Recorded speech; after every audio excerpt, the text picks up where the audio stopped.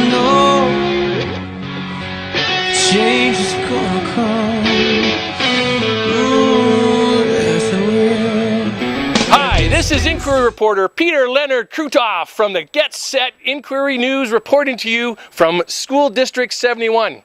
Recently, the school district has taken on the innovative challenge of changing the profession of teaching from a system of isolation to a system of collaboration, using something called a PLC. We asked some involved local residents one simple question: how transparent has the process been for you as PLCs have unfolded? Peter Krutoff has asked me to speak to the transparency of professional learning communities in our school district. I was able to focus on the slow, steady work of building team capacity to solve the unique problems of schools and students. Our team of administrators and school leaders have celebrated how beneficial PLC can be to student learning.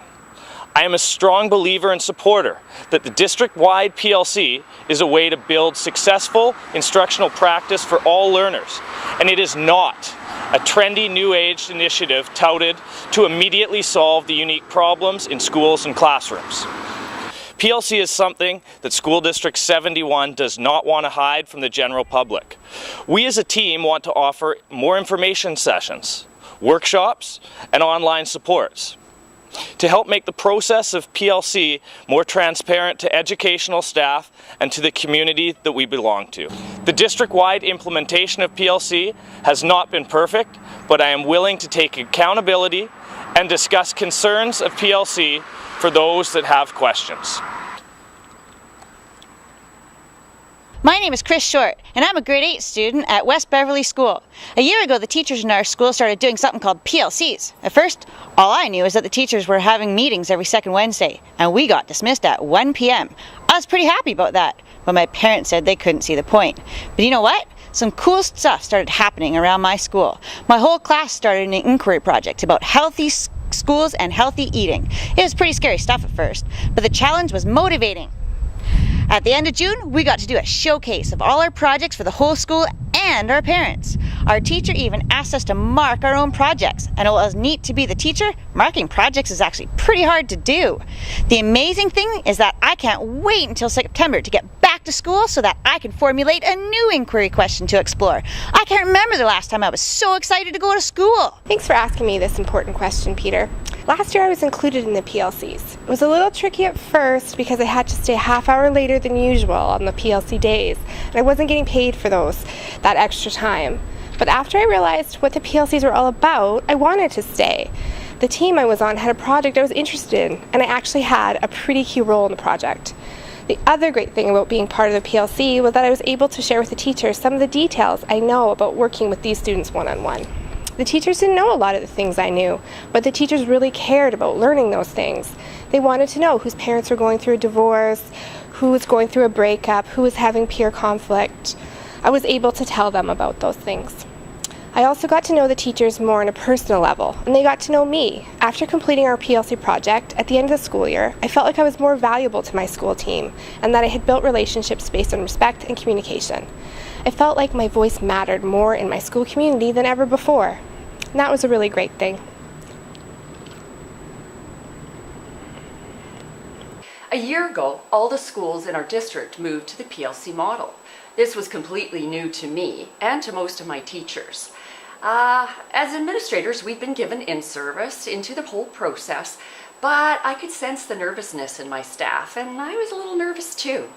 My source of inspiration, though, was our superintendent. Money, resources, and she was willing to stand up to the parents and say, PLCs are worth doing. I soon realized myself that I needed to be open and honest and transparent in order to have my staff want to do the PLCs. I held information session for the parents, I posted information about PLCs on our school website, and I also sent parents information electronically. I made sure my office door was always open so that parents and staff and students could come see me anytime and talk about the PLC process. Our staff, including all our EAs, met every second Wednesday afternoon. We spent the first 5 or so sessions with the whole staff, establishing protocols, addressing concerns, formulating PLC ideas, and most importantly, establishing trust.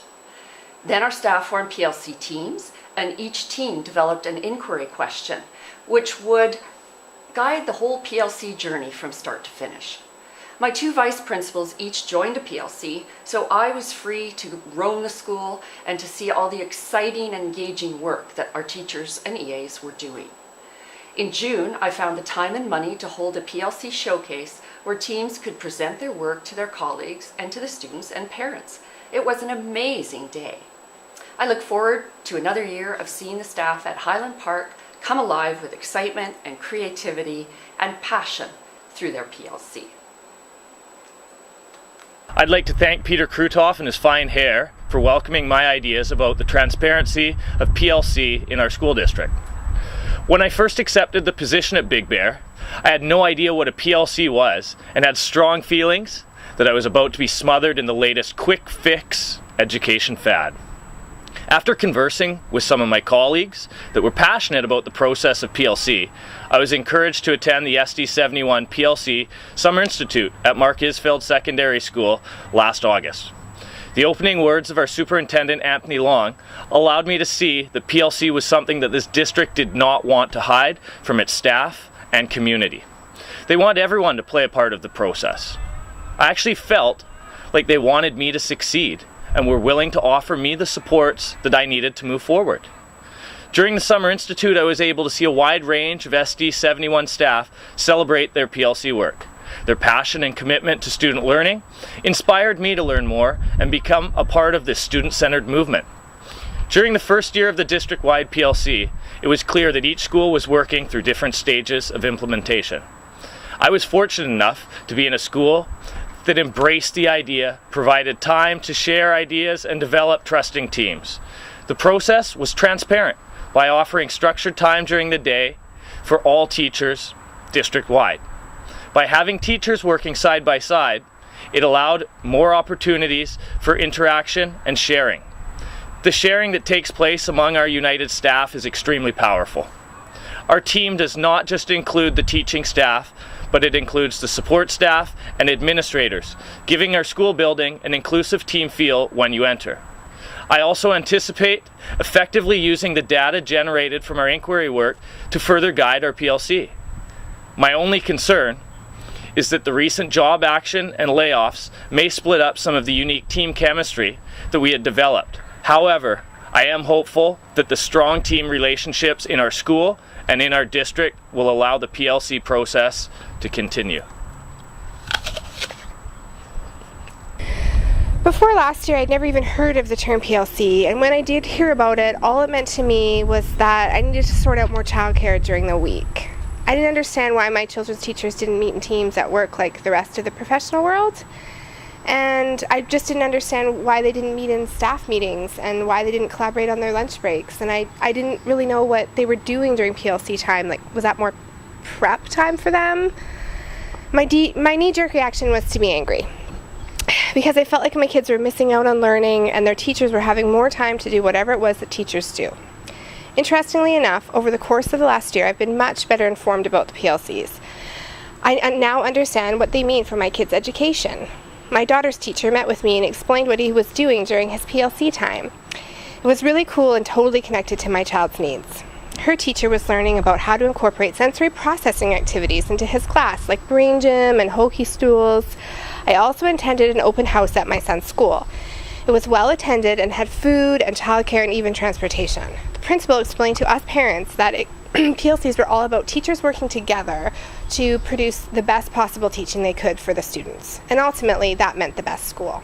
She even talked to me one-on-one after the presentation and showed me on my phone that there was a website and a Facebook page I could get more info from. She told me I could call her anytime and that her door was always open. And you know what, Peter? I believed her when she said that.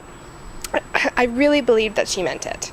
I don't know much about education or the school system, but after becoming more informed about PLCs, I trust my kids' teachers and principals that this is a positive change. As you can see, this district has done a fantastic job so far, which leads me to question number 2. Is there anything they can do more? Well, we'll have to wait and see. But until next time, this is Get Set News Inquiry reporter Peter Leonard Krutoff wishing you a great day. PLC out. Looks transparent to me. Come gather round, people, wherever you roam, and admit that the waters around you have grown, and expect that it's soon you'll be drenched to the bone. If your time to you is worth saving, well, you better start swimming or you'll sink like a stone, for the times they are a-changing.